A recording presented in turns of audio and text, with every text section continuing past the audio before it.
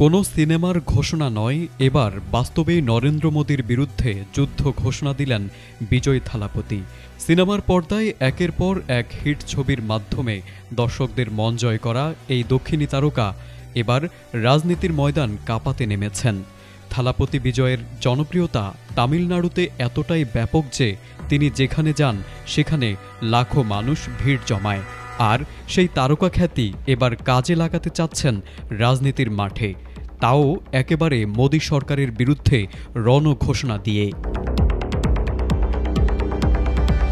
বৃহস্পতিবার এক সম্মেলনে বিজয় ঘোষণা দেন তার একমাত্র আদর্শগত শত্রু বিজেপি ফ্যাসিবাদী দল বলে উল্লেখ করে তিনি বলেন, এই দলের বিরুদ্ধে তিনি একাই লড়াই করবেন। 2026 সালের তামিলনাড়ু বিধানসভা নির্বাচন সামনে রেখে এটিই ছিল তার দলের সবচেয়ে বড় শোডাউন। আর সেই মঞ্চ থেকেই রাজনীতির ময়দানে জোরালো বার্তা দিলেন এই তারকা।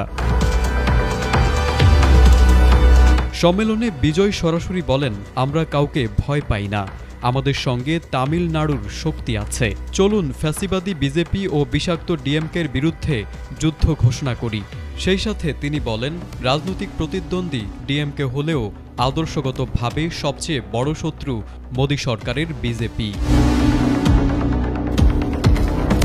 সমাবেশে আবেগঘন ভাষণ দিতে গিয়ে বিজয় বলেন, সিংহ সবসময় সিংহই থাকে, একবার গর্জন করলে তার প্রতিধ্বনি 8 কিলোমিটার দূর পর্যন্ত যায়।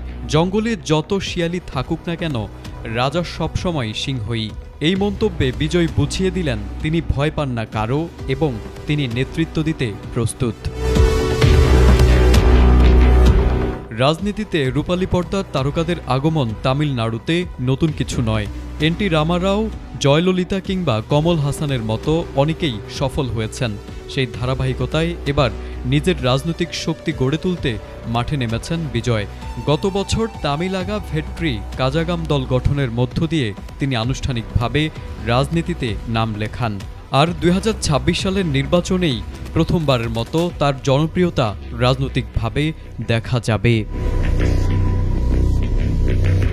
তারেক আজিজ, এটিএন বাংলা।